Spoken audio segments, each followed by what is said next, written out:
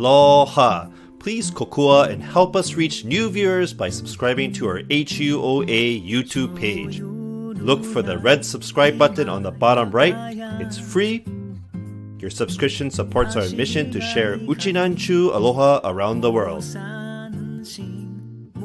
Also, don't forget to give our videos a thumbs up. Mahalo and yuta surugutu urige sabida. The Hawaii United Okinawa Association's virtual Okinawan Festival is made possible thanks to donations from viewers like you. Mahalo and ippe nihe debiru.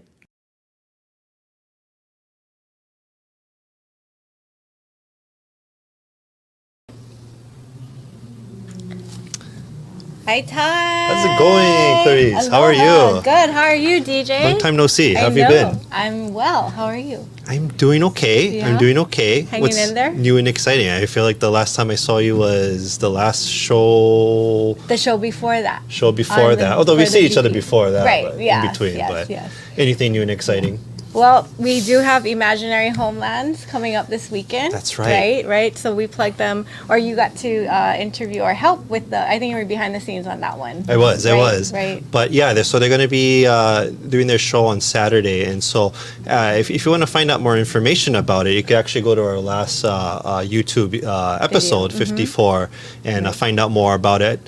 Yeah, I'm not sure if the tickets are still available live, but you're still able to watch it, register, and then you're able to watch it live online. So check it out. Today is a special day. It's a lucky day. It's a lucky day. Yes, Tuesday. It's 2/22/22. I have no clue what that means until I looked at my calendar and it said all twos, but what does that mean, Clarice? Yeah, so it's for those palindrome enthusiasts out there, it's the most symmetrical number, I guess, in 100 years. So hopefully everyone is having an awesome time celebrating Tuesday, and also known as National Margarita Day, and Taco Tuesday, right? Taco so we all Tuesday. want to. I see Janine's celebrating with us today. Janine, Jason how's it is going? from San How's it Jose, going, California. Jason? Please tell us how you're celebrating Tuesday. We actually have a big event next door that people are taking full advantage of on this lucky day. Yeah, so a lot of people getting married today, right? Yep. That's awesome, including over here, apparently. Yeah. So very exciting. So I hope everybody else is having a very lucky day. Real quick, I just want to remind everybody, thank you very much for tuning in to us week in and week out. We're on this, we're on the show every second and fourth Tuesday of every month, and so we have a lot of program slated for the rest of the year. So thank you very much for supporting us. Please feel free to comment. And we always enjoy your comments, and we love to hear where you guys are from, and we always love seeing new friends. So of course, tell your friends and family about Yuntaku Live also. And also, we're at episode number 55. I was hoping, today was episode number 22, right? 2222, and then episode 22, but we're actually already on 55. Not quite 2 years. I feel like the pandemic started. It's been about 2 years now since it started. But we've had 55 shows, and you can go back to our YouTube site. When you search HUOA, you'll see there's a playlist for Yuntaku that has every single episode that you can watch. And if you're bored on a Saturday, Sunday, you can watch all 55. It might be it might be actually a whole 2 days to watch it, but. Yeah, so you can check it out. Check us out there. We also very much appreciate your donation for everything we do. We use we always like to use new equipment to see how we can elevate the experience for you guys by getting new experience. I keep telling John that we need an official HUA drone. We're hoping for that, but anyways, actually the donation more or less helps support the organization and everything that we do. And last but not least, check out our Facebook page. Facebook page is very active. If you go to Facebook, just look up HUOA or Hawaii United Okinawa Association. You can just keep scrolling down, and check out our posts. And we have actually pretty good active feed where we try to update at least I'd say if not every day, every couple days, posting something that's either going on with HUOA or something going on that's some kind of Okinawa thing that's going on. Yeah. Yeah, and thank you to all those volunteers that make that happen for us behind the scenes. They do an incredible job, and of course, they are looking for additional volunteers to help with our digital needs and especially our website. So, if anyone out there has the experience and know-how and is willing to dedicate some time to that, we are more than welcoming to those endeavors. So. All right. Oh, thank you very much to HUOA for donating $3 to itself. Thank you. That's very interesting. Hey, I'm just curious. Let us know in the comments. Do you guys hear the amazing event that's going on behind us? Curious to know, but let us know. Good to know. Yeah. So we have a very exciting show today. We have somebody very new. We're not sure if this person, if she is new to the community, or but she's been making waves across YouTube.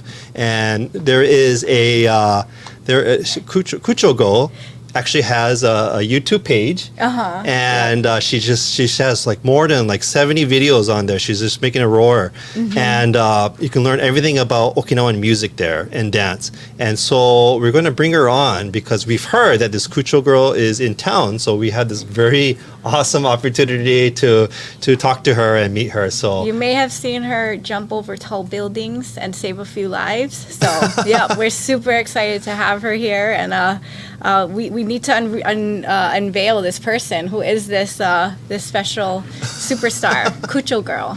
Kucho Girl. To the rescue. Who is that? Wow. Who is this? Thank you for such a... Wow, that's an overwhelming introduction. I feel more powerful than Supergirl. You just see the cape. The cape, yeah. Kucho Girl, you look very familiar to me. So familiar. I just Oh. can't. I don't know if it's the glasses, but Maybe it's the you look happy like coat, someone that we may know in the Hawaii community. Allison Yanagi, by chance? Are you Allison Yanagi? Yes, Oh. yes, I am Allison Yanagi. Thank you for recognizing It all makes sense now. my blue happy coat. Thank you. And the glasses. Allison Yanagi. Well, good to know your identity now. We now know your pseudo name, Yeah. Kucho Girl. It's now officially out there. You can't take it back. Oh, okay. No more Clark Kent for you. Yeah. Allison Yanagi. I think many of the guests, viewers know her very well. Sensei and leader of Azama Hondyu Allison Yanagi Ryubu Kenkyu Sho, a dance group, Okinawan dance group, as well as Nomura Ryu Dento Ongaku Kyokai Hawaii Shibu. Also, you were actually one of our very first guests, not quite the first, but you were on here as a guest back in June of 2020, Right. Yeah. episode number 8. Oh, okay. And it doesn't seem like it's that long ago, but I remember you and your daughter Adele dancing, and man, time flies. Yeah, it has. So thank you for allowing me to come back again on Yuntaku. I think this is a wonderful platform, and thank you to David and Clarice and John and Jacob. All of you guys do such a wonderful job of sharing the community with all of us, and I think it's really so impressive that you guys came up with this format, because especially with COVID, right? So many things just shut down, so many things just stopped in its tracks, and I think it's wonderful that our community is versatile to start engaging in technology in this way, and it feels like we can still reach out to each other even though things have been kind of shut down for a while. So thank you for all of your efforts and all the work that you guys do. Well, thank you, Allison. And on that note, I think it sounds like the origin story of your YouTube channel, right, Kucho Girl, is very similar to what folks like DJ Lynn, Jacob, Chris, Iomora. Thank you, Chris, for the the special 222 in honor of today's special date.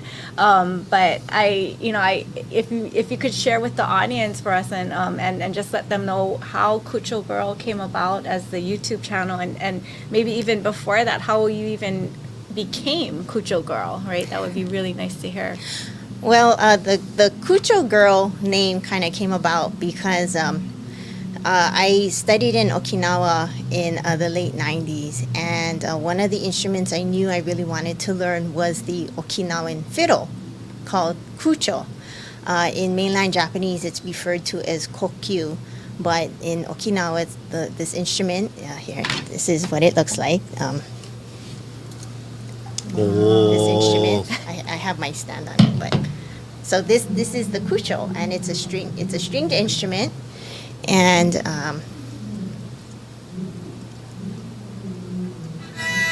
Oh, wow. so I really wanted to learn this instrument because I hadn't seen it in Hawaii. I once saw somebody perform it at a concert, but it was a teacher who was from Okinawa. And I told my mom, I want to learn that instrument, and I'm going to go to Okinawa, and he's going to be my teacher. And it actually it worked out that way. That man did end up being my teacher because Wow. when I went to Geidai, the Okinawa Prefectural Performing Arts University, he was the teacher who happened to be teaching this instrument that particular year. So he ended up becoming my teacher. And I returned to Hawaii, and I was very fortunate that people approached me and asked me to perform with them, so I could actually start playing kucho here in Hawaii. And people And what was his name? Sorry, I didn't. Oh, wanna my interrupt sensei's you. name? His name is Arashiro Seiko Sensei. Okay, thanks. Okay. Arashiro Sensei. Good to know. And so I came back to Hawaii, and people would say, "Oh, what's that? That instrument? What's that? It looks like a little mini violin thing." And he said, "Oh, yes, it's called a kucho." And so because I played the kucho, and I had just kind of started doing performing arts, people would say, "Oh yeah, you're the Kucho Girl, yeah? You're the Kucho Girl, yeah?" And so I would say, "Yes, I'm the Kucho Girl." So that kind of stuck. I kind of liked being a Kucho Girl because it was easy to know who I was and what I did and things like that. So going on to the YouTube channel, in 2020, when we were knee-deep in COVID and no one was traveling and we were all working from home and we were all shutting down, my mom had told me, "So are you going to do something for Obon?" Because this was in August. And usually my mom and my aunties, they go to the grave to visit my grandmother and my grandfather. But I do have an aunt who lives on the mainland. So my mom said, "Well, why don't you do something for Auntie?" I said, "Like what?" She goes, "Oh, just make a video because, she hasn't seen you perform in a long time." And then I'm thinking, but first of all, I don't know how to make a video because I don't have equipment. And then even if I do make a video, you can't just email large files, right? So I'm thinking, okay, I don't know how I would do that. But my daughter Adele, who I think on the previous Yuntaku Live said she wanted to be a YouTuber, she had started a channel. So I asked her, I said, "Adele, what do you think of mommy doing a YouTube channel, or just maybe not a channel, but putting up a video?" She goes, "Yeah, mommy, you should do it. I'll help you." So my daughter, my at the time 8-year-old daughter, taught me how to put stuff on YouTube. She helped me to establish my account, and she was giving me tips on how to do videos and things like that. So my first couple of videos were Tinsagu no Hana and Amazing Grace for my grandmother, because those are two of her favorite songs. And there's there it is, Kucho Girl. Oh, yes. And yes, I do wear this pretty much the whole time. People have asked me, "Don't you have other clothes?" Yes, I do have other clothes, but this is really my favorite keikogi. I feel really comfortable in this, and I just wear it all the time. So I guess it kind of became like a little bit of, kind of like a trademark.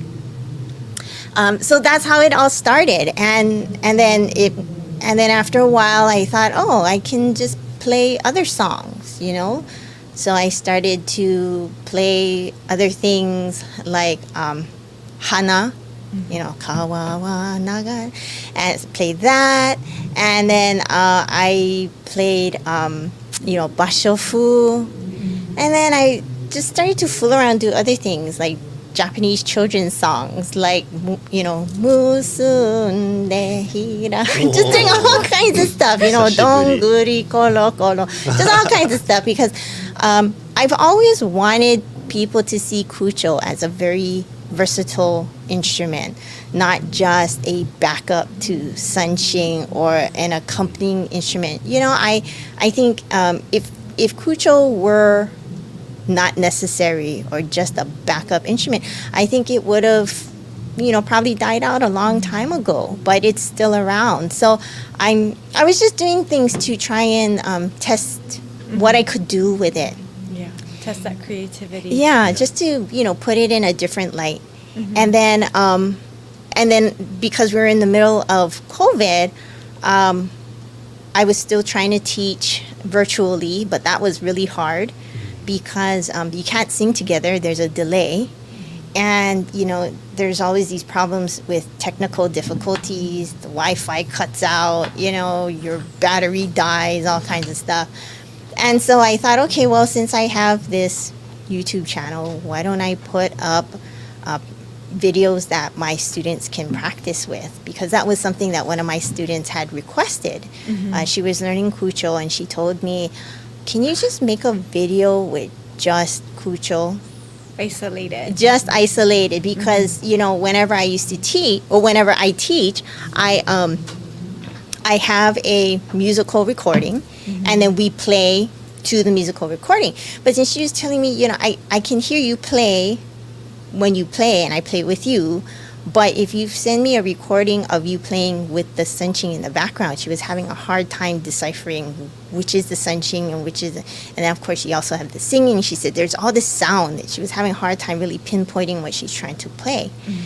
So I eventually put up videos of me just playing the Kucho. And then I thought, well, this is a great way to archive music and information. And so because we couldn't gather, I would do a song like Kaje de Fu or Unnabushi, which are in the kunkunshi, the classical kunkunshi. And then I thought, okay, if I'm going to archive it, I think it's important to know the meaning of the lyrics, the meaning of the song, give it a little bit of background, some historical context if there's any. And that's kind of how things are now. So there's been this evolution of the video. And as you can tell, when I first started, I had no idea what I was doing. I didn't know what I was going to do. I didn't have a plan. It just kind of came about based on people's suggestions, ideas that I would get from friends and family, something that I just thought I would want to do. So it really has been this really organic evolution. And going back to that kind of creativity that you've brought to this instrument, or the way you want to feature it, right before this we got a little bit of preview of your singing and with the Kucho, and it's amazing how much it sounds like a bagpipe, right? Yeah. And maybe you could tell the audience a little bit about that kind of interesting story and how you experimented with it in that sense. Yeah, it really, I really allowed myself to just be very free about it. So thank you, Clarice. Yeah, like you mentioned, it kind of has this bagpipey kind of sound. And a friend of mine who was very integral in giving me ideas about what you can do next and what kind of videos, and I think this would be so interesting. She said that, yeah, it really reminded her. I'm sorry, I keep fooling around with this, but I feel like it's slipping off my head. She said, it really sounds like bagpipes. And I said, yeah, I can hear it too. And then she goes, my dad's favorite song, although he had passed, my dad's favorite song was Danny Boy. So I tried playing Danny Boy, and it was a trip. You know, it really makes me have to go into it. It's using a different part of my brain just because it's a different melody. The fingering is different. I mean, I'm still using the same notes per se, but the combinations of the fingering and the notes is very different. And so it was really challenging. And I felt that even if I'm not playing it super beautifully or perfectly, I did feel that it kind of expanded me as a Kucho player, just because it was a challenge to do something totally different, you know. So so it's been a very interesting experiment. And maybe you could also, tying that kind of the creativity and how you're doing these things, if you could tie that into what your hope is for the YouTube channel. Its purpose of encouraging discussion and those things that you're mentioning.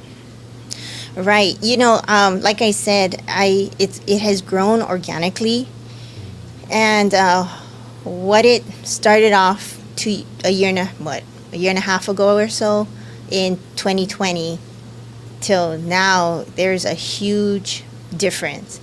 Not only in terms of what I'm playing. Back then, I was just experimenting with different songs. I was playing non-Okinawan songs. I was just playing just Kucho without the sanshin. That for me was very important because, like I said, I always felt that the Kucho has the potential to be a standalone instrument if I could somehow find the best way to present it. But that being said, I also am a traditionalist at heart. And I really think it's important to have a good, strong foundation in the music, in the traditional music, in the classical music before going off and doing, these eclectic kind of off-the-wall sorts of things. And so what I do now, what I'm doing now, my current project, is to go through the first book of the classical kunkunshi, or the texts, the classical music texts, and to do all of the songs in that first jokan, or that first book. And like I said, with each video, I give an explanation. I tell the lyrics, give an explanation, give an interpretation of the lyrics, provide some historical or cultural background, and then perform it on sanshin and perform it with Kucho. So there's a split screen component to that. And, there are times I change it up because sometimes the music is really intense. Sometimes the music is difficult because even though that first book is so foundational, in my opinion, there are also a lot of songs in there that we don't play very often or that we don't hear very often. So, I need some time to practice it. And then two, it's like, for special occasions, I'll want to throw in some kind of minyo song because there's a connection between minyo and koteng. For instance, I have a couple of videos a while back that highlight songs that appear in both the classical as well as the minyo repertoire, such as Ahabushi, Ashibi Shongane. Those are two songs that are very important in both classical and in the folk tradition. And, they're sung differently. Same words, same sanshin for the most part, but the singing and the expression part is very different. So that's the kind of thing that I'm trying to hopefully, invoke in my videos. And I really want to hopefully create some kind of an archive of some of these videos and just have something that's available to people, especially because nowadays we don't have a whole lot of native Japanese speakers. There's people who are wanting to revitalize uchinaguchi, and I think that's wonderful. If we lose our language, that's going to be really horrible. But we already are kind of losing our language because the people who used to speak it, who grew up with it, where it was their first language, we don't have very many of them anymore. And so many of our teachers, the people that I learned from, so many of them are gone. And with them went a lot of the knowledge that for them was second nature. And, you know, I do hope that there will always be people around who can impart that important information upon us. But if we don't capture it, we don't know what's going to happen to it. So I hope that it will be one aspect of trying to archive or retain our culture, so that you know, and we have the technology for it, right? So that was kind of part of the thinking behind it. I was hesitant to put something kind of permanent on YouTube and for everyone to see, because, you know, I too am still learning. My research is still, I do what I can with the time that I have, and so I do realize that my videos are by no means perfect, but hopefully it'll be a piece of conversation, you know. One of the interesting things about YouTube, and everybody, thank you so much for all of your donations and your comments, is that through technology we can connect and talk with each other. So another hope that I have for the channel is just to create a conversation about the music, about the lyrics, about the history, about the stories, and that will help us to connect not only to each other here in Hawaii, but to people around the world. I mean, I was shocked when I started to get subscribers, because this Yuntaku right now is in many ways the most public thing I've ever done in order to publicize Kucho Girl. I didn't put my name on the channel because I was really just doing it for friends and family and my students. And it shocks me that people find it. I mean, I'm guessing that there are some of the subscribers are probably from South America, just based on the names, you know. And I'm shocked that people find it, but it also gives me a lot of hope and encouragement that people are looking for it. You know what I really appreciate when I was looking through the Kucho Girls YouTube page is just with every video you have an explanation, right? And whenever I listen, and whenever, you know, many of my friends listen to Okinawan music, we always wonder, what is the meaning of that song? What is the meaning of the dance? And or instruments, and you actually different parts of your videos talk about different instruments. And so I really appreciate that. I think people the viewers actually appreciate that as well too. So a great wealth of resource on that page. Thank you. I know we have a couple of videos that we would like to share directly from the page. So we'd love to see it. Yes, please.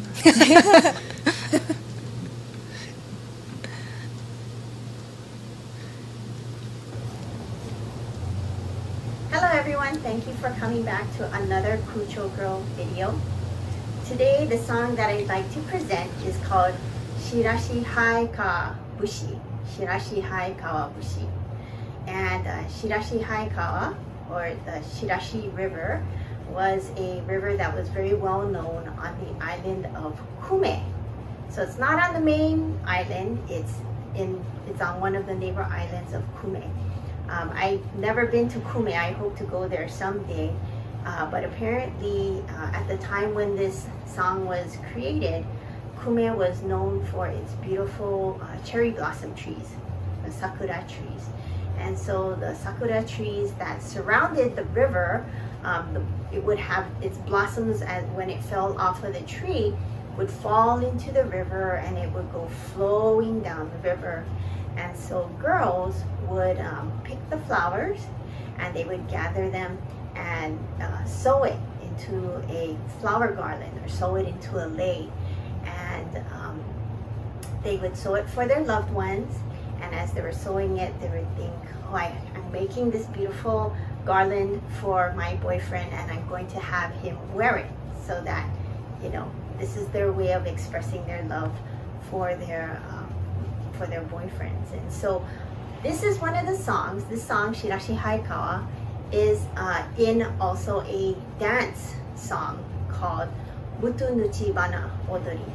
And this is the prop, or this is the flower garland that is used for that particular dance. It also is featured in another dance called Nuchibana. So you have Mutu Nuchibana, which is the Koteng dance, and then you have Nuchibana, which incorporates minyo songs. But if you notice, this is called Nuchibana because, as you notice, bana or hana are the flowers. Nuchi means to sew or to connect, you know, by using some kind of thread or string. So this is Nuchibana, and this is the prop that we use to dance those songs. And Shirashi Hai Kawabushi is the song about sewing these garlands together. So today's song is Shirashi Hai Kawabushi. The words are Shirashi Hai Ka ni Nagari Yuru Sakura Sukuti Umi Sato ni Nuchai Hakira.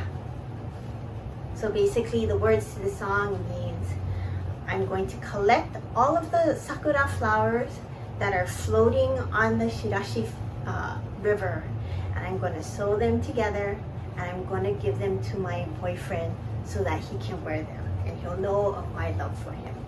So Shirashi Hai Kawabushi.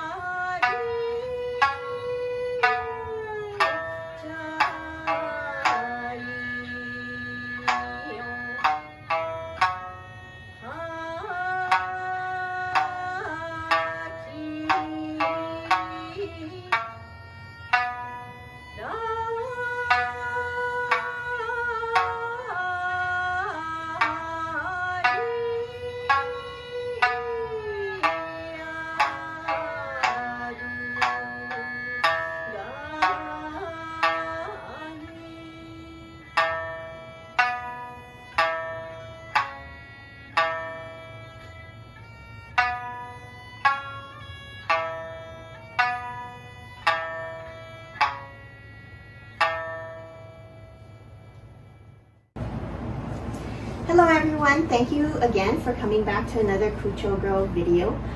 Today's video is going to be, in many ways, the last of my kimono videos, at least for now, because I wanted to show another kimono that I often wear for minyo or folk music performances. Unlike the kasuri kimono that I wore previously, this kimono, for those of you who are aware of Okinawan textiles, this kimono is representative of the bingata, or the stencil dyeing type of fabric. As you can see, it's very different from kasuri. Kasuri, because the design is woven into the fabric, even though the designs are rather intricate when you think about it being woven into the fabric. These designs, as you can see, are much more detailed and very, very colorful because the dye and the design is applied directly to the fabric. Now, bingata, in many ways, historically was reserved for the aristocracy, for the female in the aristocracy, because it was so time-consuming to create and to stencil dye these fabrics. But you know, nowadays we have different types of fabric making, machine-created fabrics, and we even have different types of designs. And I think one of the more popular ways that people use fabrics nowadays is to make Western clothing, but using Okinawan or Ryukyu inspired designs like this material. And so I'm wearing this kimono today because actually this is one of my special kimonos for me. This kimono has a lot of sentimental value for me because this was actually the first kimono that my first Okinawan kimono that I ever owned, because when I started doing Okinawan performing arts, my grandmother, who inspired me to do all of this, she was the one who said, get her a kimono. So that's what my mom did, and this was the kimono that we purchased with my grandmother's blessing. And so with that in mind, I'm going to sing Tinsagu no Hana, the song in its entirety.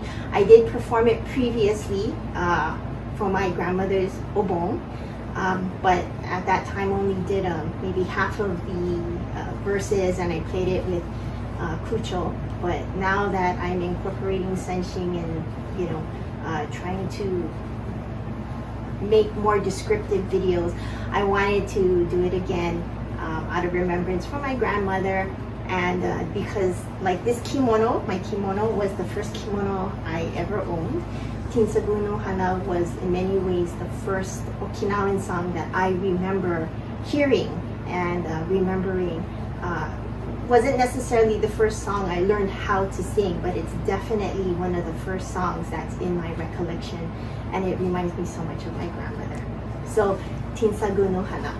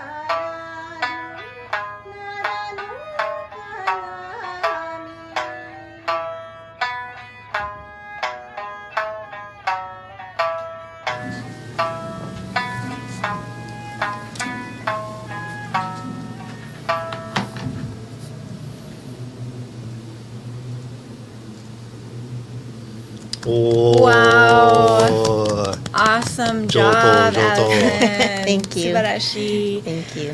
Very nice. Yeah. So here's just a random question for you, Allison. How tall are you? I'm very short. I'm about like 5 foot, 5 feet. Okay, because I am just amazed by the voice that comes out of you. I mean, we can easily take, have no mic on you, and you just have this incredible voice. So I was just curious how someone of your tiny stature gets to have this big voice. Oh, thank you. I talk a lot. I can talk a lot. And I really like to sing. Before I was doing Okinawan music, I wanted to take voice lessons. And for Okinawan music, I actually took voice lessons.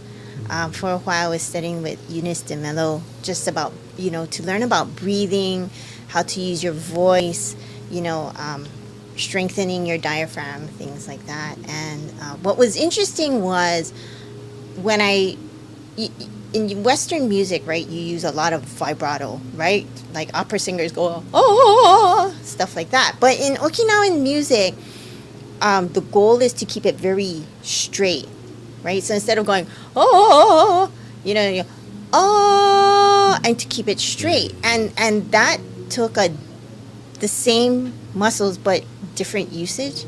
So it's just been a really interesting, it's just interesting how to learn your body moves, how it operates, right? And you don't think about it, but in order to really project, you want to strengthen your diaphragm and your upper six pack, because that's where you hold your air in. Just things like that, little things, I guess, you kind of pick up along the way, or you watch other people and you go, oh, that's interesting, how they do that, and you try to figure it out yourself. That's one of the things I kind of learned about Okinawan performing arts, especially in Okinawa. They teach you, but there's a lot of mimicking and a lot of copying and a lot of following. And I think because for people in Okinawa, they hear it all their life, that they know how to mimic it, right? It would just be like us here in Hawaii, we've seen hula all our lives, so we can kind of fake it till we make it, right? But, when you take lessons, they'll teach you things, but you already kind of know what it's supposed to look like, what it's supposed to sound like. So I remember even asking some teachers, like, how do you do that? Like, what's going on and how do you do that? And they're just like, you just do it, and it's very interesting to see how different people teach, how they convey different ideas. And of course, as a foreigner in Okinawa, you just learn how to adapt, right? So that you hopefully can sound like them or act like them or dance like them, I'm confused. Was that really you, or was that Sunshin Girl singing? My other alter ego. No. And so it's also confirmed Kucho Girl also has a six-pack underneath that hockey pole. So now we know where all that power comes from. Well, thank you for believing that, but no, I have never had a six-pack in my entire life, even before I had my kids. So, but yeah, it is, it's there's a lot of breathing and there's a lot of muscle control. So Right. yeah, I can understand why operatic singers are very bulky. They have a lot of muscle, in their bodies. Yeah. Yeah, and so maybe shifting to the chat, Johnny Tamura has a very good question for you. Kucho Girl, do some kucho have 3 strings? Yes. Actually, so I have a video on the Kucho Girl YouTube channel. I think it's definitely from last year, probably early on in 2021, where I show 3 different examples of different kucho. The 3-string kucho, which looks like a sunshing, it looks like a mini sunshing, was the original kucho in many ways. So what I was told was that in China, you have like the erhu or the huqing. So with Okinawan music, they wanted to have that musical bowed sound component. But rather than changing and adopting the erhu or the huqing, what they did was they took a sanqing and they adjusted it to make their own bowed instrument, which is why it looks like a sanqing. It's basically a mini sanqing. It's tuned to the same notes, but the kucho is 1 octave higher. So you started off with a 3-string kucho. That was the basic because it came from a sanqing. And then you have a 4-stringed kucho because there are songs where the vocal line will go below the lowest tonal note on the sanqing. So Matayoshi Sensei, I believe it was Matayoshi Shinge Sensei, created a sanqing that had 4 strings. So you had the 3 strings like sanqing, and then you had a 4th string below the ujiru, which would allow the kucho person to follow the vocal line below the sanqing line. And then my sensei, Arishiro Sensei, who I believe at one time did learn from Matayoshi Sensei, he came up with this 5-string. So you have the 5-string kucho, because you have songs like Watari Jo Tachi Utushi, which is an instrumental, where you're playing the sanqing, but then you're going to shift to a higher, you're going to shift so that you can play higher notes. Because the kucho, it's a spike fiddle, and you're holding it, you're using this hand to balance it. If you let go or you have a bad grip, it can lean over. It's not stabilized. So a lot of times people who play a 3 or 4-string kucho, instead of shifting down like you would on sanqing, they end up playing at a lower octave. And it sounds fine and it's great, but I think my sensei really wanted to be able to match the sound of the sanqing. So that's why he put the 5th string, this 5th string. In fact, I talk about this in one of my upcoming videos. So you have this 5th string, which is above the mijiru, and then you have the lowest string, which is below the ujiru, and then on this 5-string kucho, the middle 3 strings are the 3 strings that would be comparable to your sanqing. So there are 3 different types of sanqing, and there's no one is the best or one is correct, or it really has everything to do with a person's playing style, what their sensei recommends, how their sensei teaches you. But it's continuing to evolve, just like the music, just like the culture, and I think that's great. It really goes to show that our culture is alive. Very much so, and evolving, right?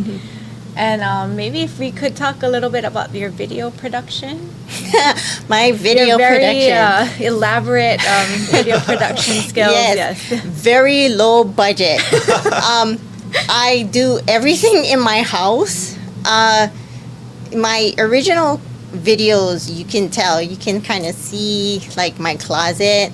My closet area was at the time one of the most uniform backgrounds. So I have, you can see my closet, and then it kind of peeks into my laundry area.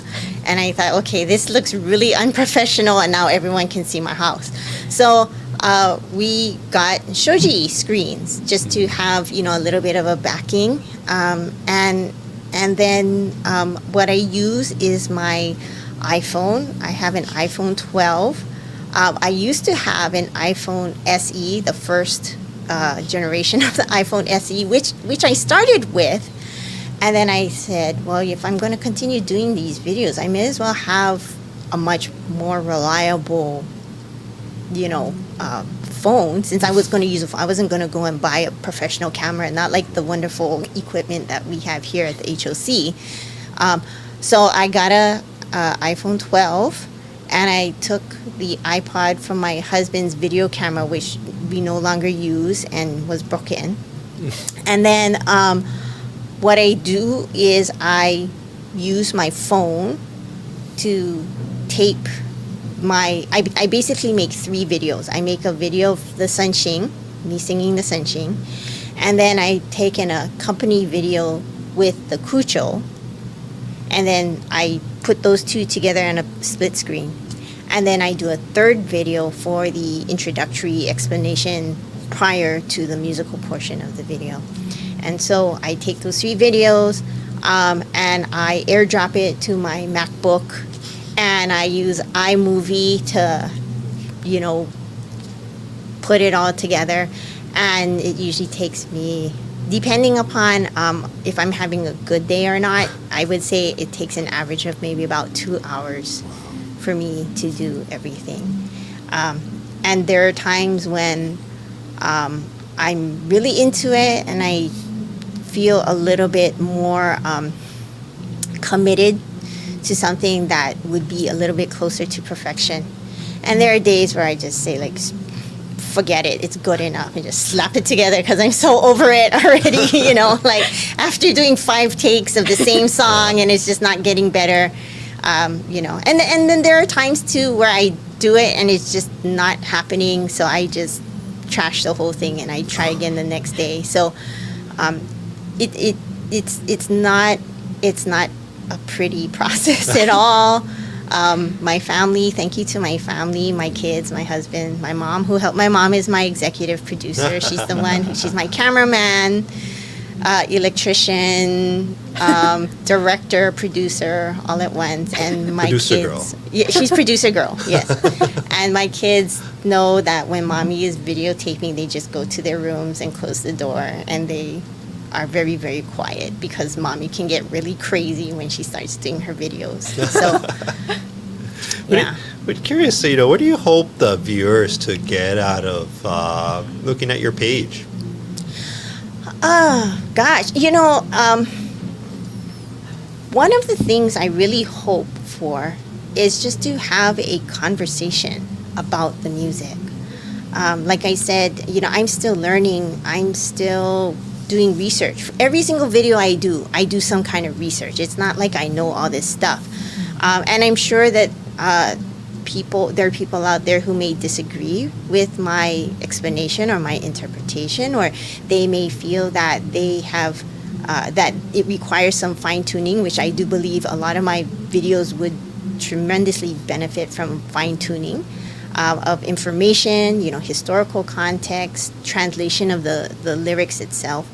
I'm just doing my best with my current circumstances, but I would love to have a conversation about what do other people know about these songs? What do other people, I did one song called Guin Bushi, which is a part of the classical repertoire. And I got a couple comments where people just said, "Oh, thank you for doing this song because this is one of my favorite songs." I was shocked. Wow, people have favorite classical songs. That's great because, there was a time where I was told, "Oh, don't do classical. It's so boring." And I, in the back of my head, I think I still have a little bit of that trauma because I started with classical, so that's really my foundation. And I think what's true of most classical music, including Western classical music, because that's how I got into Kucho. I used to play in the orchestra. So, I have experience with violin and viola. I wasn't very good at it, but that's what started me in my little love affair with bowed instruments. And I think classical music is truly appreciated when you've kind of dabbled in it and you kind of know how intricate it is, how hard it is, what the challenges are. So when you see this really wonderful performance, you can go, "Oh my gosh, how does that person do it?" It's really the knowing of how hard it is that helps me to appreciate any performance that I see, and it's really technical, actually, if you are familiar with the kunkunshi and the musical notes of classical music, there's all these dots and lines and squiggly things all over the place, and all of those things have a meaning. They all are a technical they're all a singing technique. So if I see someone or I hear someone who's like executing all of those things, that's amazing. It really goes to show their expertise, the practice, the amount of commitment that they've put into it, because it takes practice. It's very hard to sight read, in my opinion. So that's what I want, is to have these conversations with people who have experiences with the music, who have stories, who connect with the music, who have questions about the music because they want to learn about it.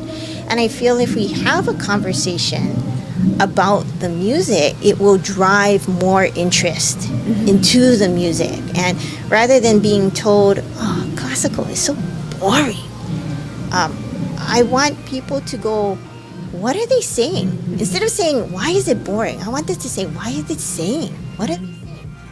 Because if we know what they're saying, then we can start to talk about the meaning of the lyrics and the song, and how do you play this and how do you play that. And that, I think, will create some interest in the music rather than just going, oh, it's so boring. Right, and to that point, we had discussed earlier. There's the irony maybe of it is that despite the very rigid structure and the very highly technical characteristics to the music, to the classical music, there's a very human element to it. There's a very human component that you're hoping the audience will eventually connect to and appreciate. And maybe you could say just briefly something to that. Yes, thank you for mentioning that, Clarice. What's so interesting about so many of these songs is that so it's classical music, and you have songs that sing about the king and shuri and the government. You have songs that talk about government officials that go to other islands for work. And then from there, you have these government officials who live on these islands for a couple years away from their families in shuri, and they take up with other people and start second families. And then when they leave behind families. They leave behind second wives because they have to go back to shuri now. I mean, maybe these are not the kinds of things that, are you want to brag about. And it's like, we want to talk about fidelity. There's a lot in classical Okinawan music, classical Ryukyu music that will tell you these were real people who had love, and they had second lives, and they had families, and they challenged, social conventions. And, there's a lot, they were real people. And a lot of these stories talk about real people just like our real lives. And, some of these songs were written like 400 or 500 years ago at this point. It's amazing. It makes me think, how did these people even write some of these songs? Where do you come up with ideas for that? But, you have stories about women falling in love. You have stories about men who are, going to a mountainous stone road to meet up with their girlfriend because that's the only time they can meet up with each other and spend time together, You also have stories about a woman who goes to that same road hoping to meet her lover, and the guy never shows up. So now she's like, I don't know, are we still together? Well, I hope he's okay. I hope he didn't get hurt. I hope nothing's happening to him. How come he's not here? All of these human emotions are a part of the poetry, are a part of the music. So this music really, the context of this music really is the human experience. So this is our story. It's our culture, it's our story. And we can all relate to it as long as we know what it's about. Yeah. Very true. And I apologize, everybody, for the background noise. We do have an event Wedding going celebration. on 22222. Yeah. Couldn't avoid it. But sorry, I almost said your real name, Kucho Girl. From my understanding, you're going to do a live performance for us, and we are very excited because this will be a first live performance in a very long time here on Yuntaku, and very excited to hear it. I know you're going to need to set up a little bit, but I do want to talk to Clarice real quick about just this whole concept of this YouTube, right? We're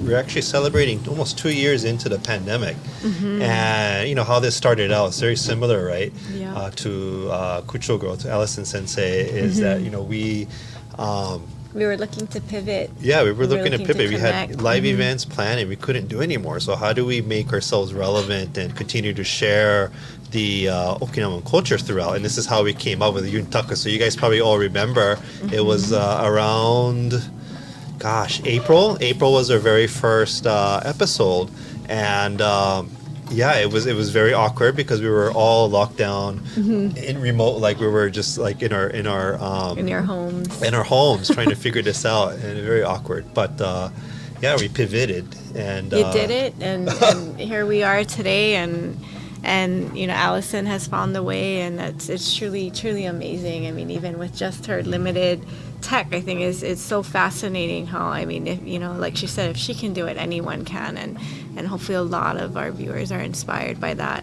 dedication and and commitment to getting their craft out there. Yeah. Yeah. And a lot of it, just like Allison mentioned, a lot of it was going on YouTube, trying to just teach it yourself, trying new things. And you guys could probably remember and appreciate there was a lot of stumbling and trying to sound issues. Yeah. We still have sound issues from time to time, right?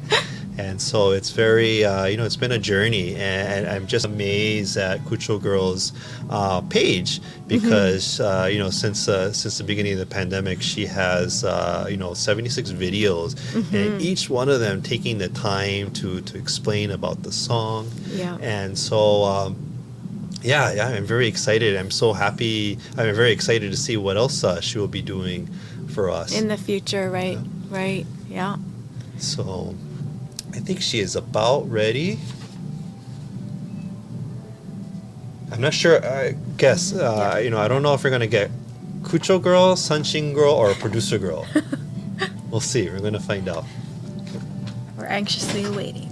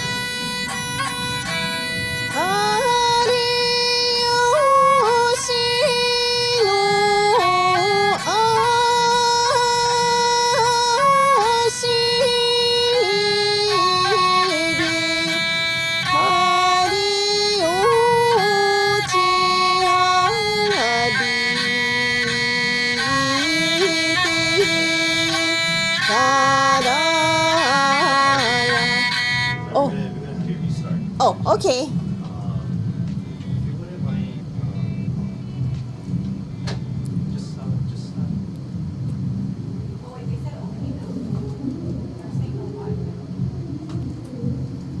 Oh, no sound. I saw. Is it okay now? Can we still hear?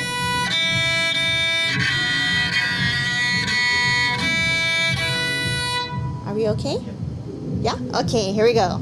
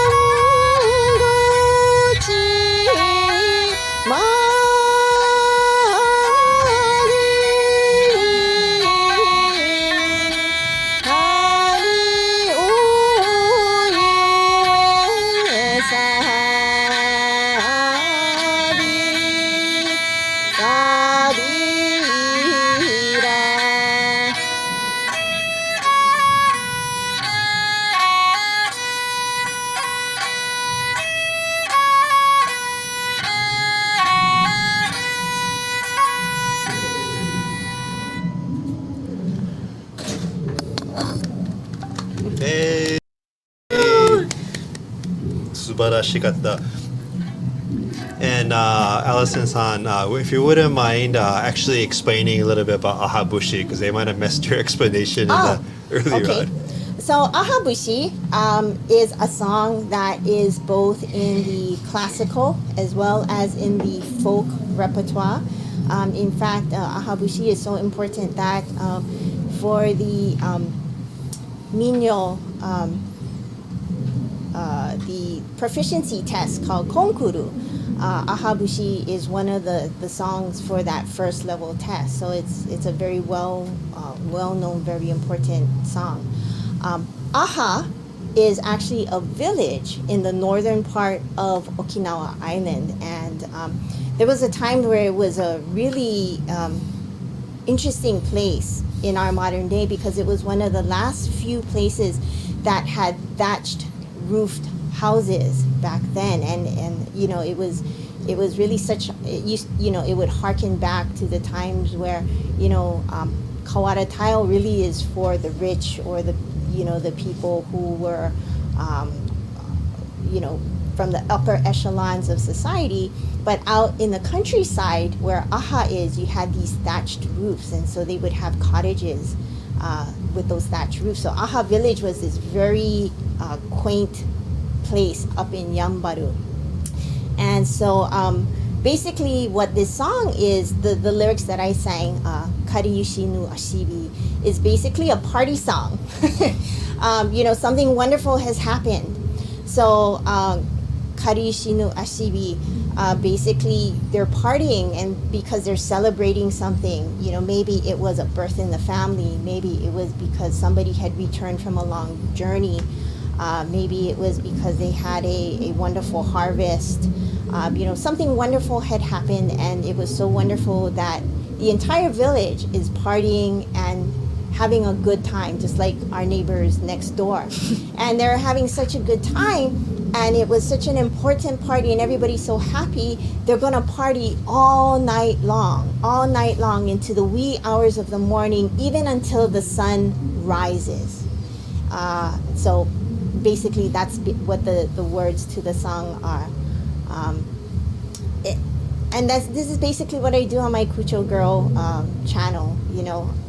We share music, and then we talk about the words, we talk about some of the cultural and historical ideas that are presented on it. And of course, for those of you who are interested, I would love to hear some of your comments.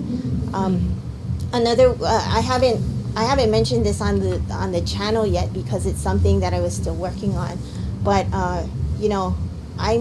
even though I have a YouTube channel, which is in many ways still a shock to me, I'm not somebody who feels very confident engaging in technology. So whenever I watch YouTube, I actually, don't sign in, and I'm very hesitant to comment or to like, just because I enjoy watching the videos, but I don't always, thank you. I don't always want to put my comment out there. So I can see why, for some people, they might have something they want to share, they might have a question, but they don't feel so compelled to put it right there in the comments So for the entire world publicly. to see. Yeah. So I do have a email address for people who would like to comment discreetly, and it is kucho.girl.comments with an S at gmail.com. Yes, right there. So, I welcome all of your comments, and I've been very lucky that so far most of the comments have been extremely positive.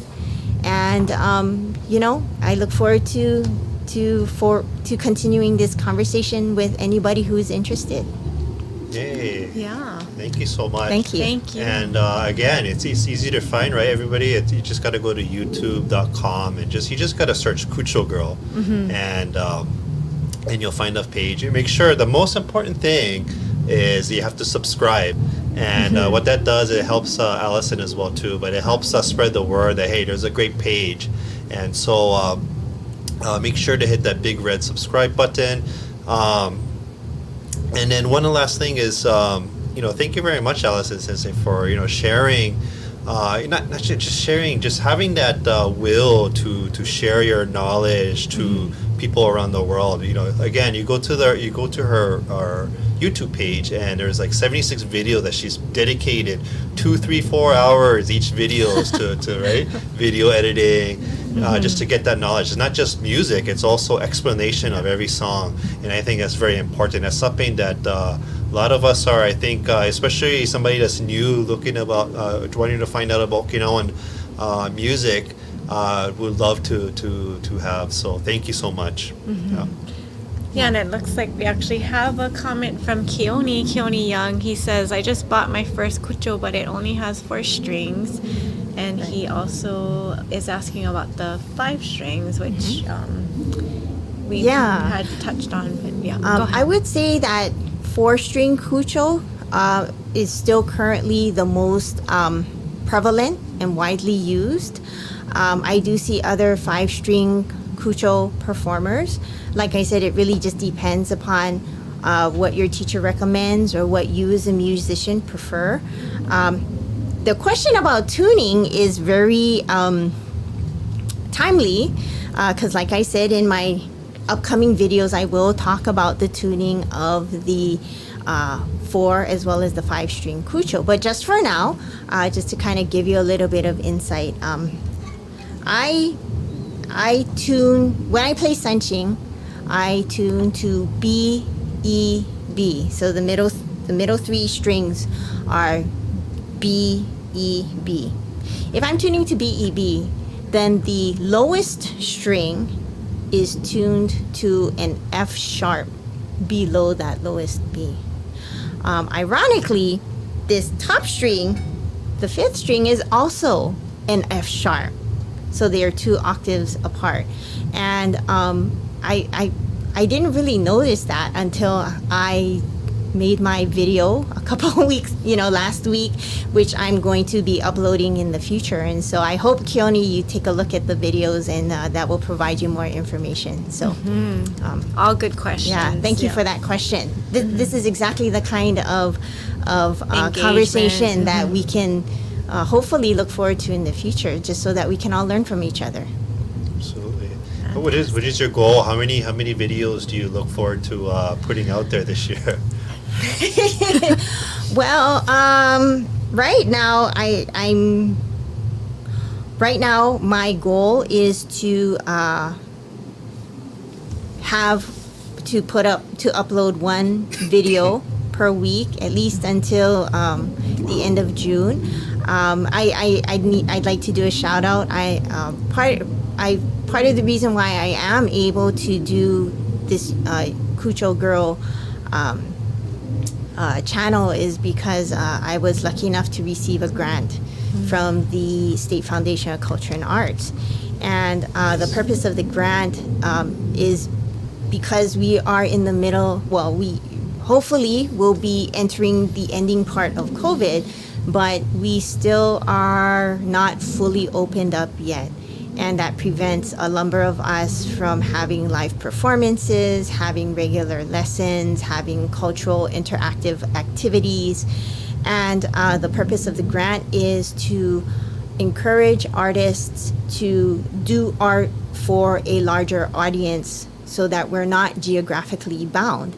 And YouTube is one of the best ways to get out there our art and our music and our culture, because you can watch it wherever, whenever, and it even has like subtitles, so you can do translations now. So thank you very much to the State Foundation for this grant. And so I'm just trying to get the art out as part of the parameters of the grant. So yeah, I mean, it really has grown into something that even I didn't anticipate. Mm-hmm. So yeah, I think it's wonderful to just have the opportunity to interact and share this and do something that I never thought I would ever do. Mm-hmm. Great. Well, thank you very much for doing what you do, Sensei. And, Thank you. We're and, so grateful. We're very fortunate to have you. Thank you. Well, thank you for this opportunity to share the channel with everyone. And again, thank you very much to the audience out there. Thank you, Keiko-san, Keoni, Keiko-san, and then we also have Janine always tuning in. Thank you so much. Said you're awesome, Allison. You're awesome, Allison. Yes. Slash Yeah, Kucho yeah, Girl. Well, thank you very much, everybody, and thank you, Clarice. Oh, thank you, It's been a lot of DJ. fun. Yes, yeah, we had a good time. And also big mahalo to Jacob, who has been working alone, going all over the place, doing the sound and doing the operating. So still an art that we're trying to perfect. But we really appreciate your patience and especially the flexibility with the event that's going on. So thank you very much, everybody. Hopefully everyone has an awesome time as everyone's having next door. So to end out this happy Tuesday. So And happy to Yes. to every one of you. Yeah. Yeah. Okay. Well, thank you guys, and Thank you. aloha. Thank you. Take Thank care. you. Thank you, everybody.